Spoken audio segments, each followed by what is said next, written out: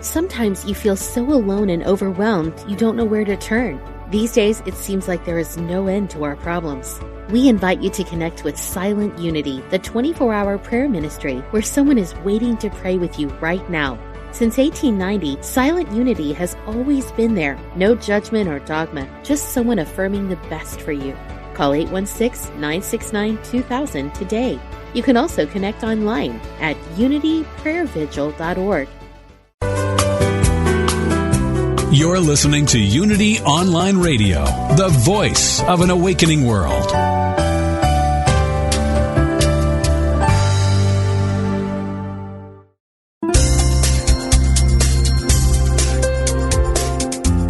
Thank you for tuning in for this Unity Partner Program. Unity Online Radio partners with spiritual leaders from organizations whose mission and messages complement Unity's. We are pleased to bring you this program on Unity Online Radio, the voice of an awakening world.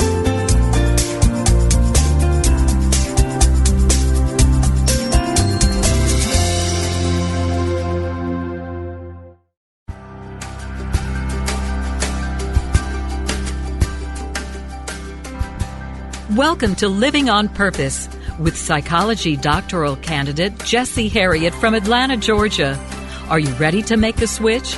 A switch from barely living to living on purpose. During the next hour, you will discover principles to help you live a fully functioning, conscious, and purposeful life. The all is mine, and so are you. Let's live on purpose. Now, here's your host, Jessie Harriet. Thank you again, folks, for joining us for another episode of Living on Purpose with Unity Online Radio, the voice for an awakening world. My name is Jessie Harriet, and I'm so happy and elated that you've decided to join me in this process. My background is in psychology, for those that don't know, if you listen to the intro, and most of psychology deals with pathology. They're always trying to diagnose, with something that's wrong, instead of trying to figure out, the part of you that does work and the part of you that is individuated and the part of you that is whole. And my whole goal is to help us get connected with that center, with that divine spark, and live from that viewpoint and complete Carl Jung talked about. He talked about the individuation process, just integrating all of these various aspects of ourselves. And from that viewpoint, that's how we make the step toward wholeness. Psychology also talks about living on autopilot and how that has become the rule of thumb these days. But in my work and in my field, I really feel that by engaging life and by coming out of that zone that we often fall in from time to time, it's really the best way to live. You really can't co-create the world that you want to live in your way by remaining in an autopilot zone. So by engaging life fully, the things about your life that you like, the poles that you lean on, the parts of your life that you don't like, engaging your life completely by taking all of that and molding it and shaping it in the way that you want it to be. This is what we're talking about in the show, and I'm excited that you've joined me. This has been a process for me, folks, and so I'm happy that you've joined me. I've seen my own personal life take a complete transformation, even in my line of thinking and my line of work, and with the show as well. The show is taking on a transformation. We've had some amazing guests starting out, and we span the worlds of theology, and we jumped into a bit of psychology, and we have guests from all over the place. But this next guest is someone who's also a trailblazer in this field, who's helping to pull all of these great teachers together and pull all of this information together for us into a stream so that we can all go and tap into that stream and get nourished and fed. I'm talking about none other than the wonderful Lilou Mace. And to tell you a bit about Lilou Mace, I discovered her work a couple years ago. When and for those of you that listen in, you guys, I know you definitely understand when you go and you get your whatever you do on your Sunday morning, whether you go to a mosque or you go to a Jewish synagogue or whatever your spiritual practice may be. But there are times when in the middle of the week where you need that nourishment, or where you're just going through something and you need that pick-me-up. And people like Lilou Mace and myself and my colleagues that are on this network and others all over the place, they're providing important content that puts those resources together in one place to help us find it. And I love the work that she's doing. She is an international video blogger. She's been doing it since '05.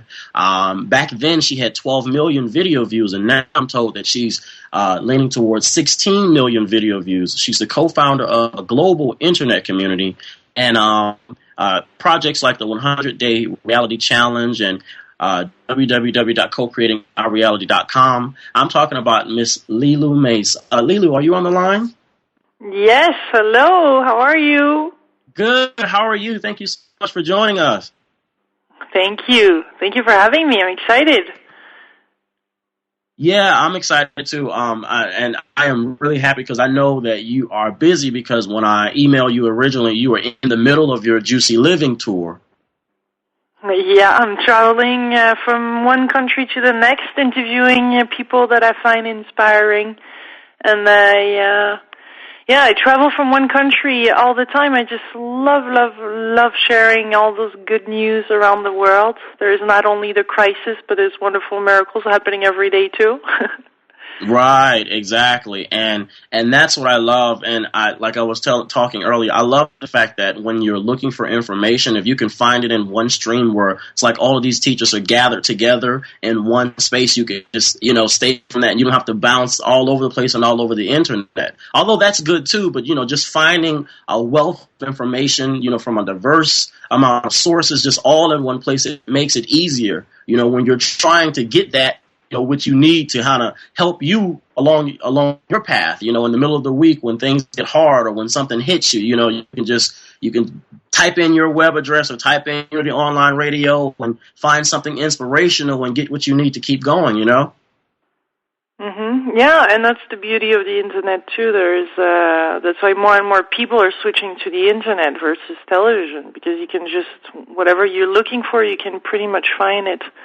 Mm-hmm. And whether it's me or you or whoever, there's a lot of people doing wonderful things, and there's a lot of great news that should be more shared by the big networks. Yes. So let's backtrack a bit. For those that are just becoming aware of your work, tell us a bit about yourself and how you got started. Well, I started as a video blogger on YouTube. I started posting pretty much what was going on in my life, because I founded something called the 100-Day Reality Challenge. So I was blogging pretty much every week about what was happening for 100 days in my life after setting some intentions and goals. Mm-hmm. And then people started listening to that, so I was really surprised. And then I started posting all kind of things back in 2006 on YouTube when it got started. It was bought by Google, so more and more people were tuning in. And then at some point I thought, I just want to interview people, and I'm blessed to meet some wonderful people in seminars and have a great network, and I'm just going to share that so that other people that don't have this chance can see it. So I started posting for free interviews, and I haven't stopped really since. Mm-hmm.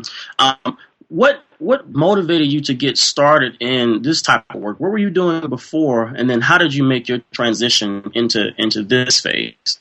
Yeah, I did a business study back in Europe. I'm French. I studied in England and in France, and I had dual citizenship because I was born in California. Mm-hmm. From French parents, but I couldn't find a job in the U.S. Mm-hmm. In France, sorry. So I moved to the U.S. and moved to Florida and did my first personal development seminar in Florida in 2000 after graduating. I'm 35 now, so that you have an idea. I'm going to be 35 in August, not yet. Okay. And so I started about 13 years ago in this, and just one thing led to the next. You know how it is. Mm-hmm. Yeah, I know. I know.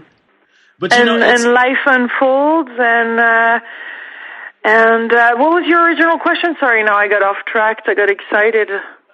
No, you're right on track. I was asking you what motivated you to get started in this work, and how did you make that transition from the corporate world into the field you're in now? Yeah, and that's a very important question, because a lot of people want to make that transition, and a lot of people love discovering about themselves, living on purpose. They love life, but they don't see how they can live this every day.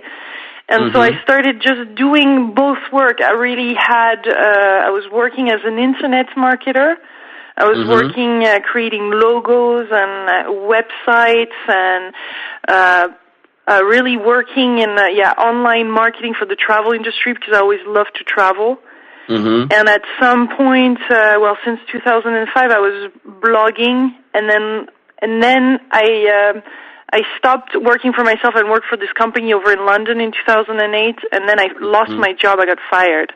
And then that's when I wrote my book, I Lost My Job and I Liked It, because that was my opportunity to do it full-time, meaning interviewing full-time and doing all this, because I never had the guts before. So for 3-4 years, I was continuing to blog and interview people, but just in the evening or on weekends and for fun. And I'm still doing it for fun, but it's just now I don't have to do this, I must do this job because this is what's going to pay the bill. I don't see life anymore the same way since I lost my job. And, that's the beautiful thing about life. Two things that I've realized since doing this show, and it's almost like it made me put my spirituality where my mouth is, so to speak. And it's like, number one, the answers kind of sort of show up exactly when you need them, and they don't always show up before. It's like right then and there you make one step, and then the next step unfolds as you make, that step. And then secondly, it's this process of unfolding, whether you call it good or bad, it all does. When they talk about it in all the spiritual traditions, it all does seem to work together for your good. Whether it's a loss, like you get fired, like you say, or you're having trouble trying to decide what career field you want to be in. That whole process, all of it works together for your own individuation and unfoldment.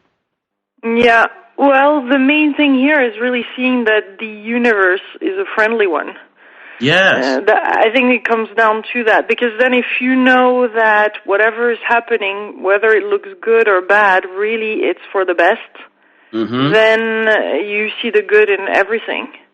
And that's essential, I think, especially in these times where there's a lot of change. That's why I called my first book I Lost My Job and I Liked It, and the second one I Had No Money and I Liked It, because in all of those there's some wonderful things that happen. And of course there's been a lot of stress and a lot of questioning and things that came up, things that I tried to push away and not look at. But this is the gift. This is so priceless. Because then our whole life can open up. And if we don't decide to take it in that way, then unfortunately, if it's just a Band-Aid, then it'll come back in a bigger way. Right. Carl Jung calls it your shadow. You just kind of suppress it, and then it just pops out on you. So to back up to what you said, it's kind of sort of like, you set an intention earlier, you had a deep desire about possibly doing this full time, and then a situation happened and it kind of sort of pressed you into, it per se, like you got fired. When you wrote that book, what were some of the lessons that you learned? What are some of the nuggets found in that book for those of us who want to read it? Yeah, when I lost my job, I wrote it, I actually dictated. I had my iPhone, and I was, from the moment I got fired, I was dictating, I was just speaking what was going on in my head and the feeling and how to shift. And the main thing, of course, when you lose your job or have no more money or just a terrible, event happens in our life, we just panic and the fear goes up, and we don't make most of the time the right decision in those moments. So the main thing in that book is that I describe in those moments all the tools to shift that energy around, and mainly the main thing for me was gratitude. Looking for gratitude, finding gratitude in whatever was coming, and even kind of blessing the moments. And whatever those events look like, because unfortunately sometimes one of those sad events come with another, and then here we are in this bad loop. and there is just no hope, no light. It's just pure, feels so dark. And I remember just seeing myself on my knees, praying, and I'm not a person that prays very often. Now I actually have most of the time conversations with the universe and co-create all the time. But back then I was just so, desperate, and I was like, please, why is this happening right now? What have I done to deserve this? I mean, why me?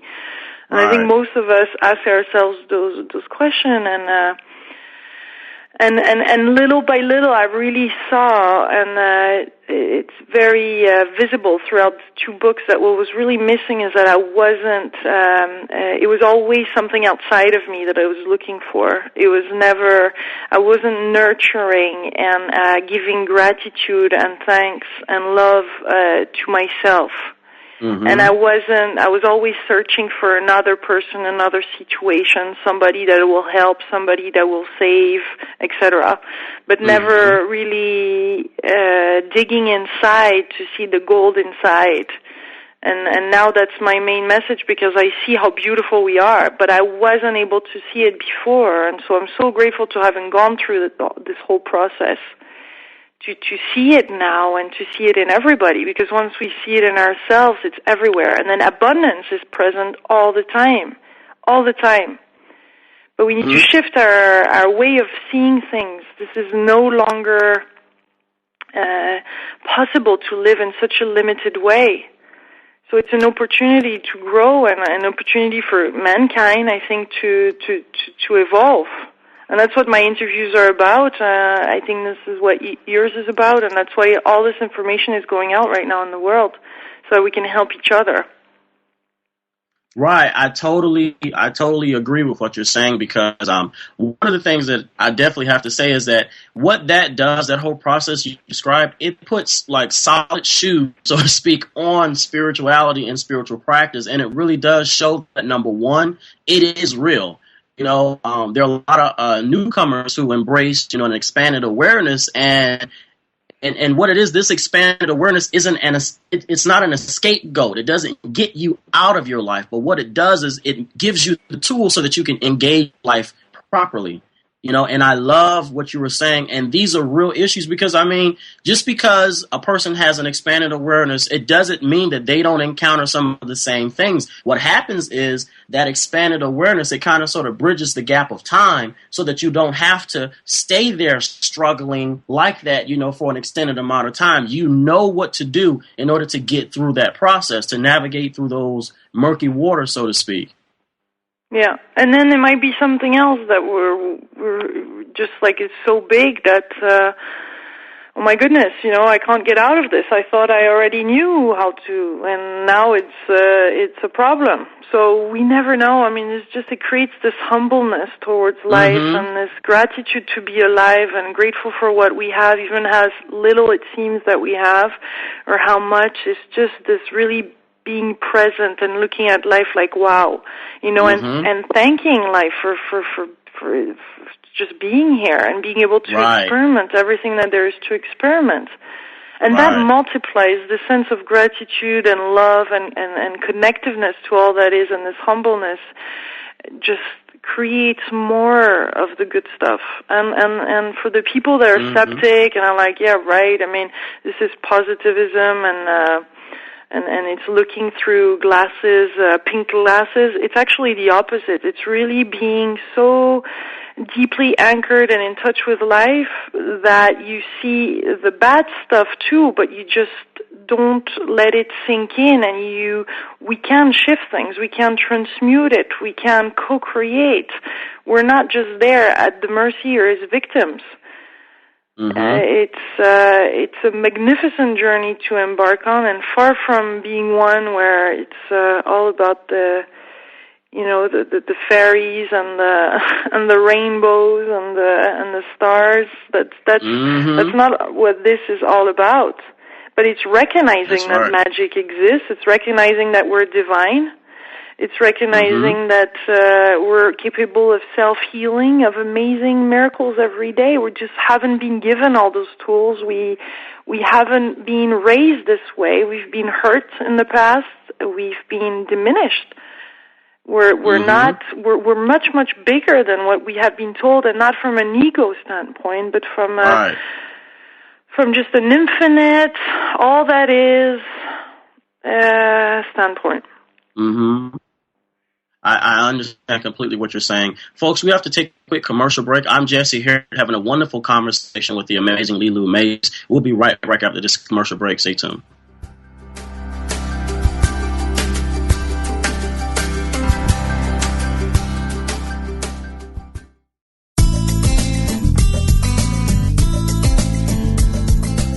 Unity Online Radio is affiliated with Unity, a nonprofit organization specializing in prayer, publishing, and spiritual education.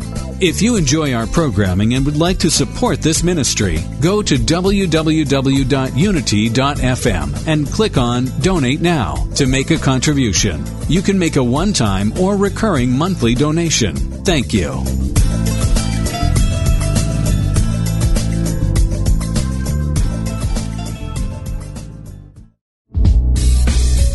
If you've ever wondered how a specific Bible verse might be interpreted metaphysically, then Interpret This is for you. In Interpret This, Unity Minister Reverend Ed Townley answers your questions about the Bible and how to apply its verses to your life with passion, depth, and spiritual insight.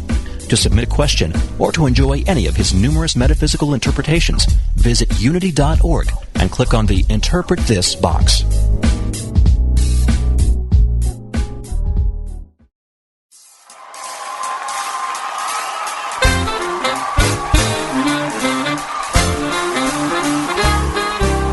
Unity Online Radio is turning 5 this year, and we're throwing the biggest bash of all. A cruise to the Caribbean, November 10th through 17th, 2012. We'll celebrate in style aboard Holland America Line's Eurodam, with sunshine, fine dining, and a selection of island excursions at beautiful ports of call in the Eastern Caribbean. Plus, feed your spirit with music, message, and meditation. Your favorite host will be there, and we hope you join us too as we celebrate 5 years of spiritual programming at Unity Online Radio. For more information, go to www.unity.fm/cruise.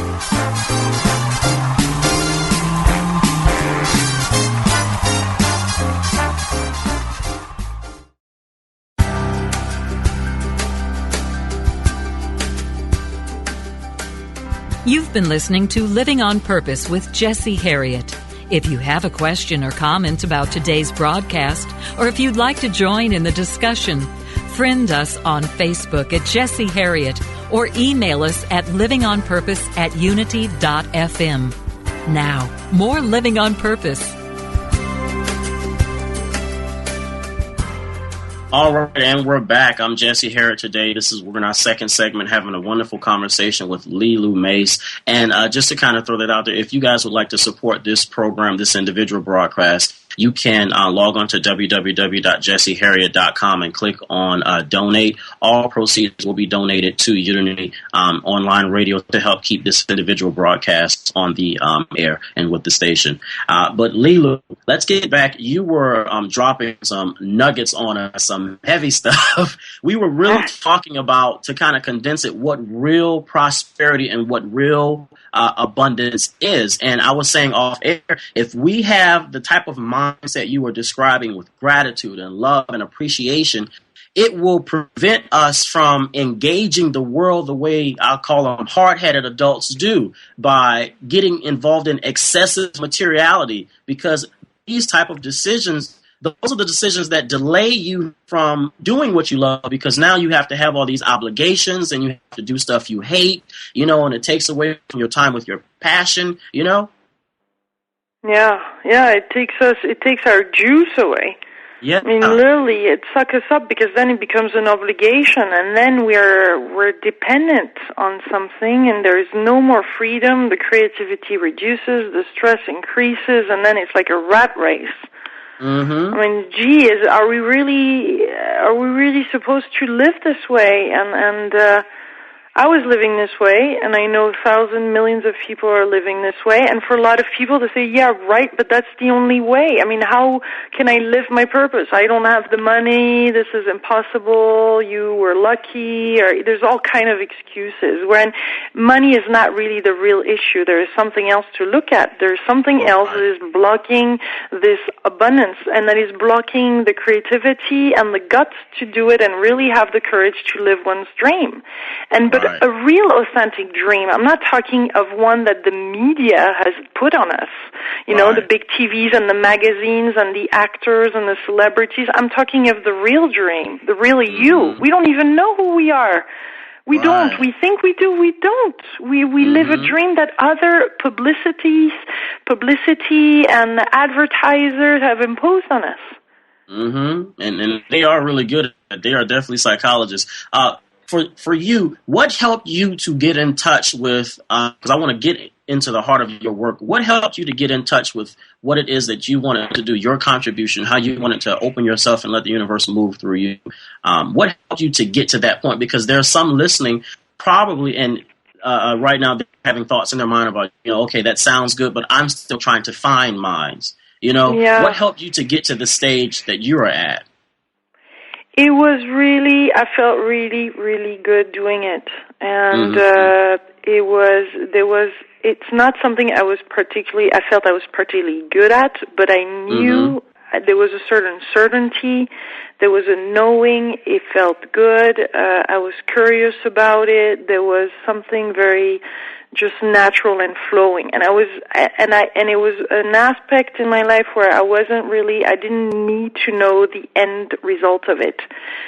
Just one step at a time was enough. It felt good. I didn't want to overwhelm myself with the full picture, and it was one thing. It came to me also because what started it is founding the 100-Day Challenge, the community. It was a free community with 2 author friends that we decided to start in 2005. That for anybody that would want to put in place all the things that we learn in different seminars, or put all those practice in place in our lives for 100 days. And so by blogging, then things, you know, evolved from there, but it took some time. And from blogging started my interviews, and from interviews started interviews on Skype, and then from there, then the Juicy Living tour throughout the U.S. all last year. And then I thought, I want to work for Oprah Winfrey because she's my inspiration, and I was so many times disappointed, and I did so many things around that to make it happen, and then I had to let go of that because that was another limitation. And always like letting go of those expectations, of the limitation of how it should look like, and just focusing on what makes us happy. Because the more we do things with love, and the more we appreciate every single moment of the day, then the more of those things are going to come to us, and the more then there is some magical synchronicities that happen because we're present and we see them. So it doesn't really matter what it is, and it doesn't matter how big or small it looks. It's really just this vibration that you want to look for. Of service, of unconditional service, because the day that I've recognized that even if I would be homeless, no money, I would still find a way to upload those videos on YouTube and share juicy things happening in life and juicy conversation, then I knew that I was onto something. That was my thing. And it would not be attached to fame or, you know, when I say there's 16 million views that I have on YouTube. For me, it's not, oh my goodness, 16 million views. You know, I don't really see it as big. I see it as just a number telling me how many people are being inspired in what I'm doing. You know, it's not from an ego standpoint. And we have to do things from the heart now. Because there's so much wisdom there. There's so much just infinite information too that we can access. We don't even know where it's coming from, and our intuition is increased. And I know for some people, when you're in the darkness or just in the shadow or just don't know or have a very materialistic standpoint or intellectual viewpoint of life, it's very hard to get this. It's nearly impossible until when you're really ready and then you really hear what I'm saying. Right. Otherwise, you're going to hear it from a critical point of view, and then it's not going to go through, unfortunately. Right. So we have to let the guards down and be willing to observe life just as it is, as much as possible, and even our emotions and our fear and our sadness, and just continue to give love and thanks for life and to ourselves, and really nurture ourselves. Right, and I totally agree with that. You said so many things in your response.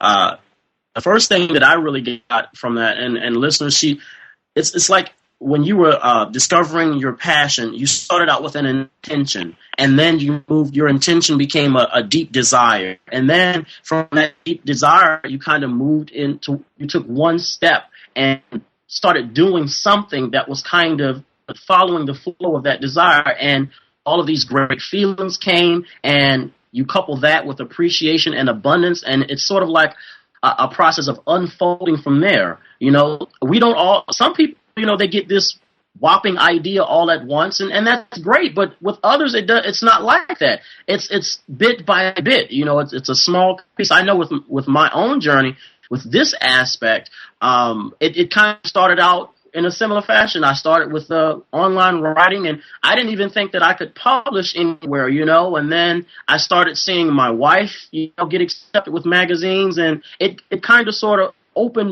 expanded my awareness, like, okay, then I can do this. And I submitted something, and lo and behold, a magazine accepted. And then I said, okay, and I started writing more, and then I submitted a pitch, and, the station loved it.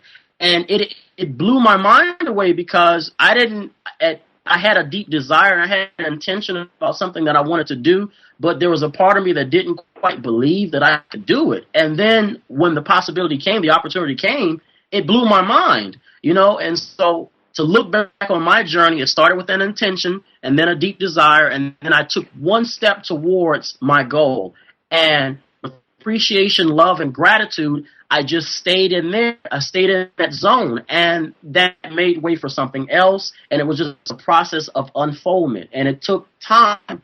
And the last lesson that I got from what you said is that expectations, and I was having a conversation with someone this weekend, a friend, and it's very true. Sometimes our expectations, put that pressure on us, and it kind of sort of messes things up, because those expectations will get in the way. I know you said, you had the expectations about Oprah. I had expectations as well, for things that I wanted to do. And what I started to notice was that those expectations were not met, and it made me feel like I had failed in some area.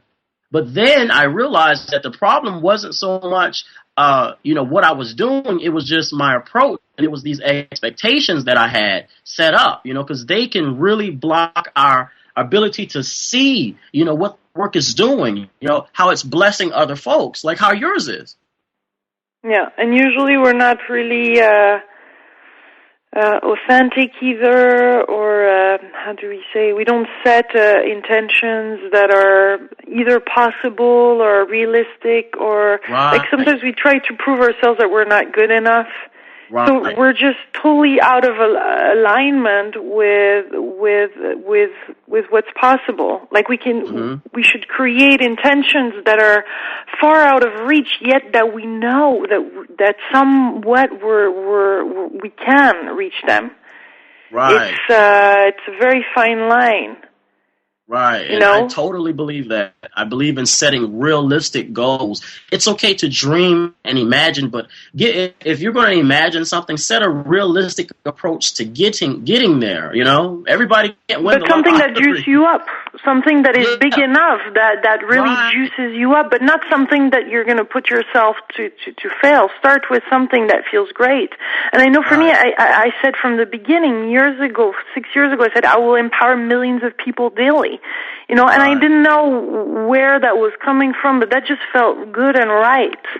Mm-hmm. And I just let it be. I haven't been obsessed with it or anything like that. I just let it be and let it unfold. So for those that are listening, and if you're a pastor and you're listening, if you are over an organization, if you're in the marketplace, if you're a painter, an artist, whatever you're doing where you're allowing the creative energy or God, or the universe to flow through you, create realistic goals for yourself, set an intention, add some juice to it, make sure your intention excites you a bit, and then take these expectations off and just let the work be. And feel how fun it is to have that. Oh my goodness, bring some emotions to it. Just imagine it, live it already, and be infused by it, and see all the synchronicities in your life bringing you closer to that. And if it's not exactly that, if it doesn't feel right and you're not juiced up anymore about it, change it. Right, change it. Big deal. Have fun. Yeah, I agree, because that's another part of the conversation. You know, people will feel like, hey, you know, I'm worried that I don't want to seem like I'm jumpy, like I'm bouncing from one thing to the next. And one of the things that I've realized is that when you look back, hindsight is always 20/20. When you look back, you'll see that it all had a cohesiveness about it. It all kind of stuck together, and it all made sense in the end, because it was all necessary, you know. So you're doing one thing now, and if you lose the juice with that and you move on to another intention, that first intention served its purpose and catapulted you to the next. And I'm speaking metaphorically, but I want all the listeners that are hearing this to really get the conversation, because this is good stuff. That intention or that project that you were working on before, if it didn't grow out to be what you expected, you know, it served its purpose, and it was still a necessary part of your process of unfoldment. All is perfect, yeah. All is well. Everything that is happening to us is happening at the right time. Right. All the time. So let's talk about your book. You published a book. We were talking off air. What was it? I Made No Money and I Like It. Tell us about that book. Well, the book is following the first book. So after losing my job, then I wrote a book, and I invested some money in putting this book together and you know, putting it out. And I had some deceptions. I mean, some things didn't work out exactly as I would imagine, but I was imagining. But in the end, I just found myself with no more money. And I was living in London, and so I had to just move and go back to my parents. And that was a very humbling experience, I would say.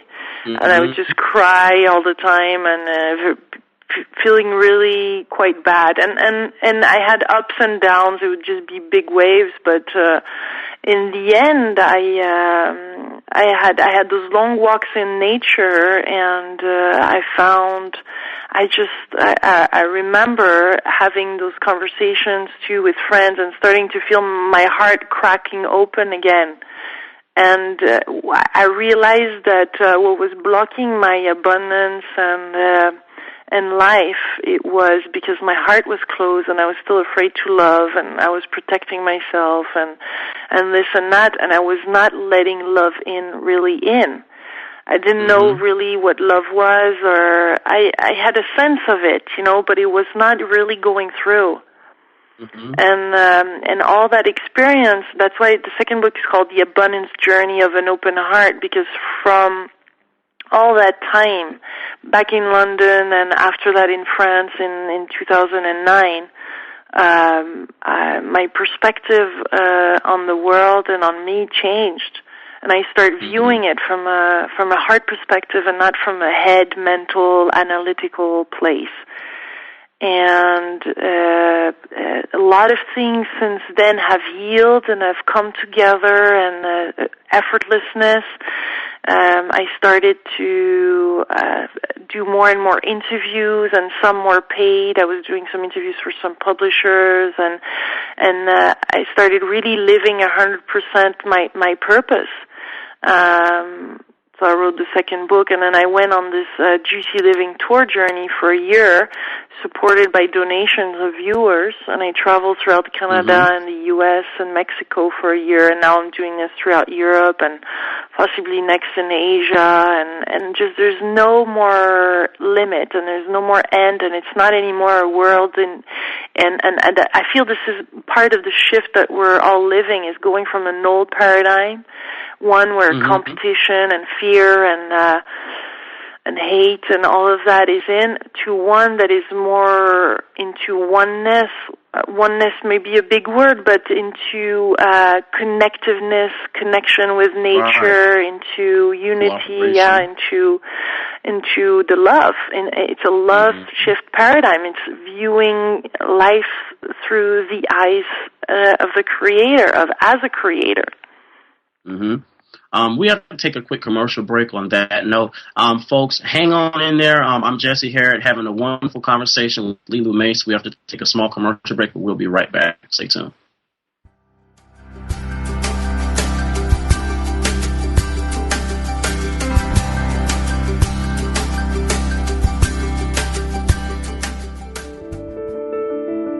He's the most talked about figure in history. How do you see Jesus? As a savior, a way-shower, a mythical hero? In his cutting-edge new book, Jesus 2.1, an upgrade for the 21st century, Reverend Dr. Thomas Shepard explores the many human concepts of Jesus. The man of Nazareth has been an imaginary spiritual playmate for millions. Best friend, confidant, silent lover, surrogate father, brother, husband, trusted king when earthly governments fail, all-purpose superhero who will save the day before the final credits roll. Jesus is like a program that has been adapted through the ages while the basic code remains undisturbed despite all subsequent modifications. Now it is our time to rewrite and reinstall the Jesus program with updates for today, just as every previous generation has done and every subsequent generation will do. The Romans killed Jesus for being a revolutionary. Every succeeding generation kills him anew by losing sight of the ongoing revolution in human consciousness that he represents. Explore the new book, Jesus 2.1, at www.shopunity.org.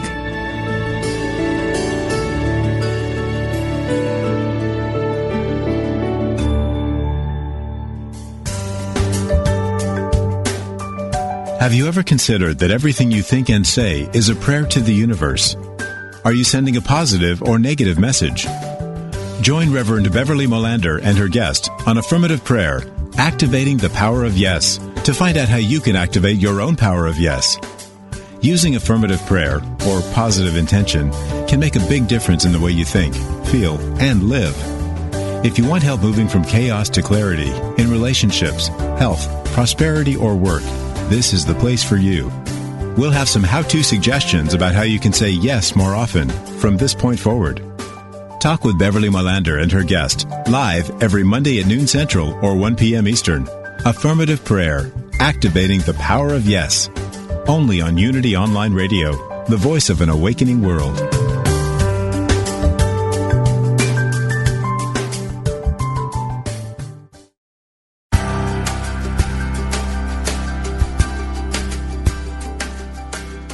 You've been listening to Living on Purpose, where psychology meets spirituality. Now, here is your host, Jesse Harriet. And we're back. We're in the last segment. And if you missed the first halves of the show, you can definitely go back and download it. Just log on to www.unity.fm and click on Living on Purpose. It's under the program archives or program directory.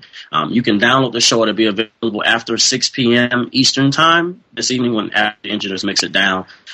Also, for those that are listening and you have a compatible mobile device, you can download the Stitcher apps, or is it Live 365, and you can download these apps so that you can listen to the program and listen to all of the wonderful shows that are on the network. You can listen to it as you go, and all of the episodes are free, so you can download all of our archives for free to kind of sort of take you, from one place to the next as you're fulfilling your vocation and your calling. You can have this wonderful message to take along with you. So, Lilou, we're having an amazing conversation I want to jump into your interviews. You've interviewed guests, from all over the world. You're such an inspiration to me.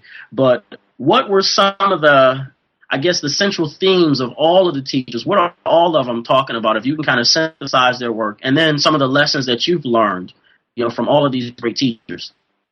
Yeah, well, we hear what we want to hear, what we're ready to hear, so there is probably a lot of things I'm missing and all of that, but what I'm really hearing is living with an open heart. Yes. To live with an open heart, to what we were talking in previously in your show, that abundance is everywhere, and that we need to now live in the present moments, and these are extraordinary times that we can really let go of some things from the past. It's not like we were born a certain way and we'll be that way for the rest of our lives. We have the capacity to transform easily and effortlessly. We're really the one that are limiting ourselves from transforming fast and quick. I'm really learning also through those interviews to co-create and call forth for co-creation. I've always setting intention, as we talked about, and declare and ask for help, and just continuously throughout the day kind of create with the universe a bit more than just if it was happening to us. Like, we need to be a bit more active at creating with it, and participate, but these are really cool times where a lot of people talk about the end of the world in 2011, but it's really the end of one aspect, I would say, of ourselves that need to let go, so we can become and activate a higher self within us. So it's an own internal revolution that is happening, and a lot of us are going through some hard times, or some things are coming up that we thought were gone, but they're coming back up. And we have the chance. We don't need to live the way that we were brought up and how our parents taught us. We're going to suffer otherwise, and a lot of people are going to suffer if we get stuck in this old way, in this old paradigm. I totally agree. It's like the world is dealing with its collective shadow, and it's like all of those things that we've suppressed for so long, they're coming back up. And it's a necessary process. It's like in alchemy. You have, evolution, but you also have involution. You have both ends of the spectrum, and you go from one end to the next. The key is learning how to live kind of sort of in between, to kind of find that middle path, to borrow from Buddha. Find that middle path and deal with all of these necessary things that are going on, because they are necessary for our own growth and for our own evolution. It makes us a better vessel for the universe to kind of come through, with clarity and with precision and with insight to co-create, So I want to talk about I saw something on your website. We're talking about spirituality and spiritual teachers and things like that. You mentioned in a previous blast, and I was talking off air about it. You were giving insights as to some of the things that the newcomers and some of the other veterans should look out for, because you mentioned that you talked about the human side of our whole spirituality. Spirituality isn't about, taking on this Superman complex. It's really learning how to see the divine within the human scene, being fully human, and that's how we create the space to allow the divine to come and pass through us. It's not about escaping our humanity. You talked about some real things and real issues within the whole spiritual movement. Could you tell us a bit about that? Yes, because as you know, I've been traveling and interviewing many people and meeting a lot of people, from the New York Times to people that are just coming out and teaching, and I've been disappointed. I've been terribly disappointed throughout the past 12 years. And there's some things that I want to share, and there's more things I want to share in the future.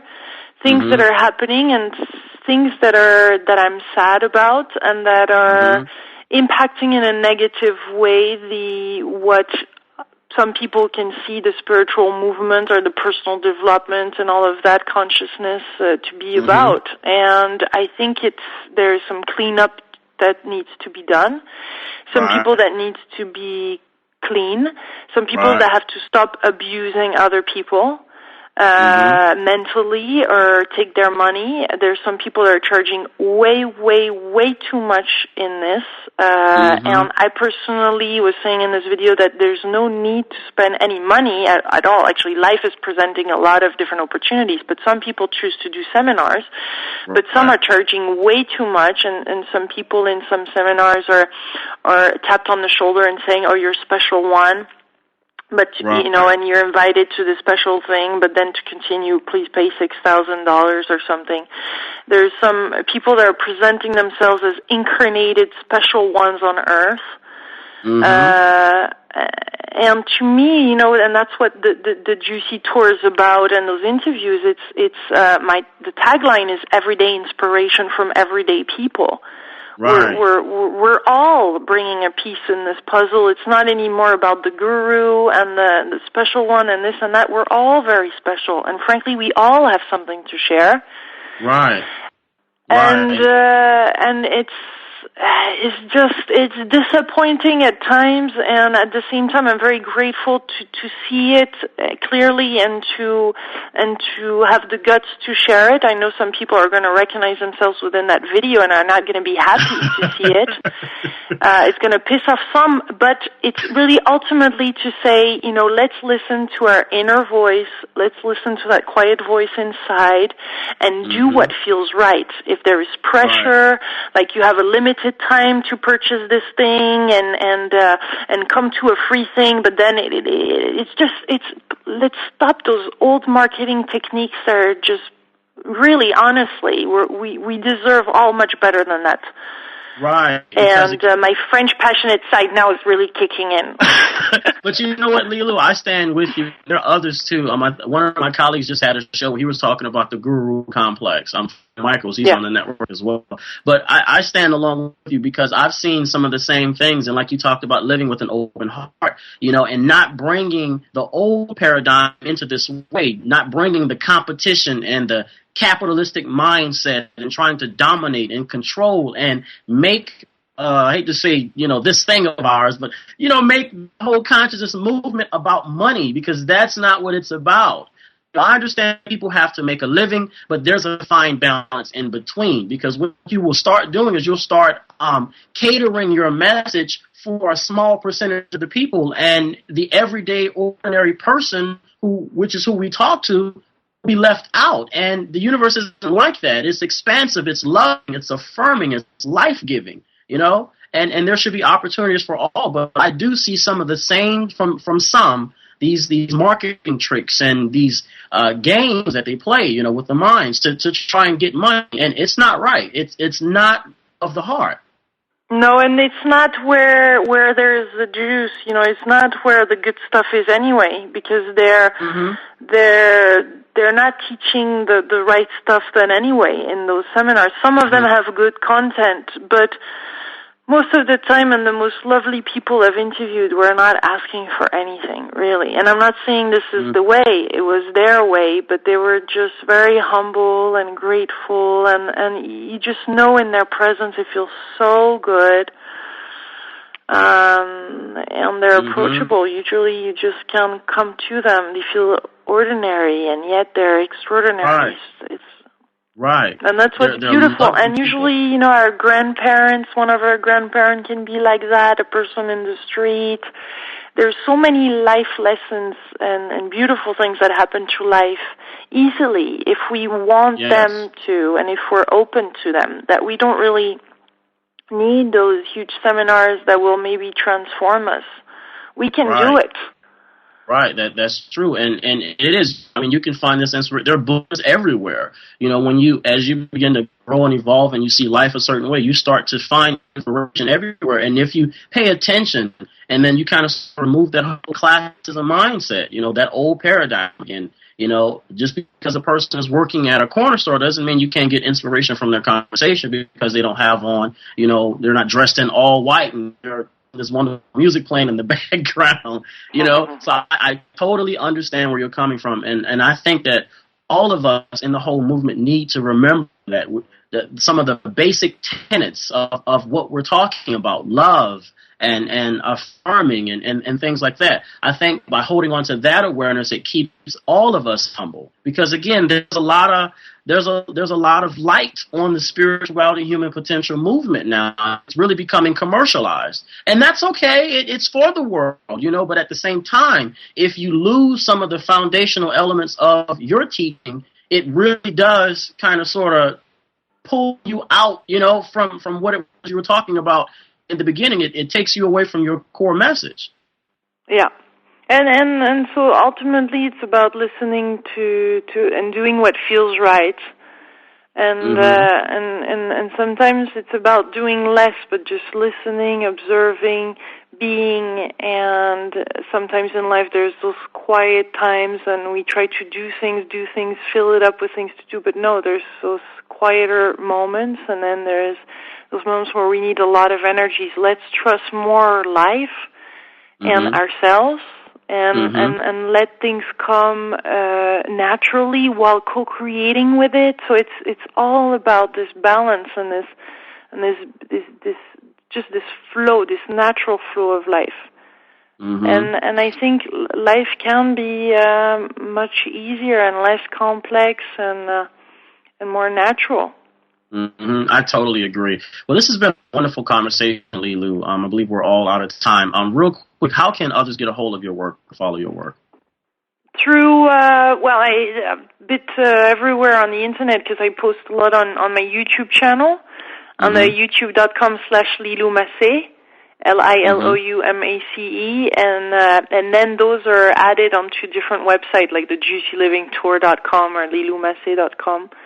And then I also post a lot quite on Facebook. I have several pages there. Your name is spelled LILOUMACE.com for those of you that are trying to access the website.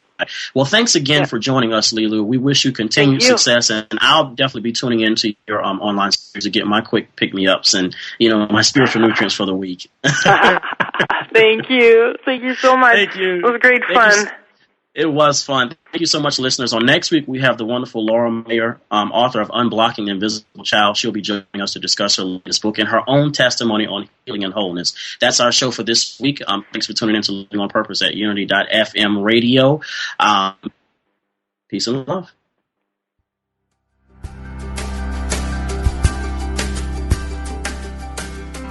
Thank you for tuning in to Living on Purpose, where psychology meets spirituality with Jessie Harriet. Listen in live every Tuesday at 9 a.m. Central Time for more insights into psychology, ancient wisdom, and how it connects to your life today. Living on Purpose, only on Unity Online Radio, the voice of an awakening world. This program is brought to you in part by www.jessieharriet.com, where psychology meets spirituality. Connect with us on Facebook and YouTube. Keyword search Jessie Harriet.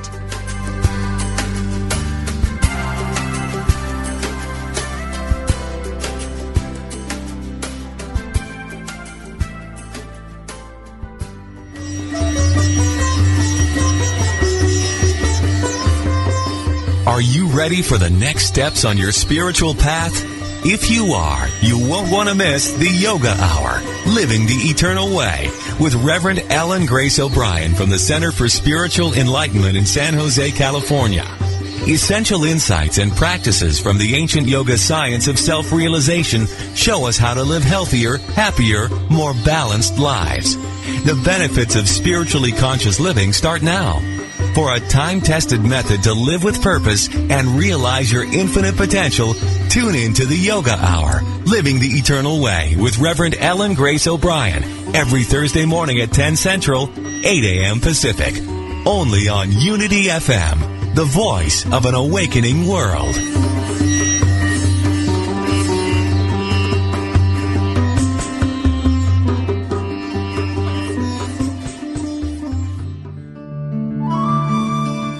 Inspiration only takes a moment.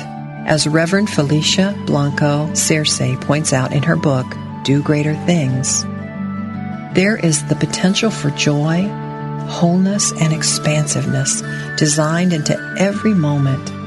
And the miracle is when we recognize the constant presence of these qualities all around us. Once we see what is possible, our lives then begin to change. This meditative moment is brought to you by Unity.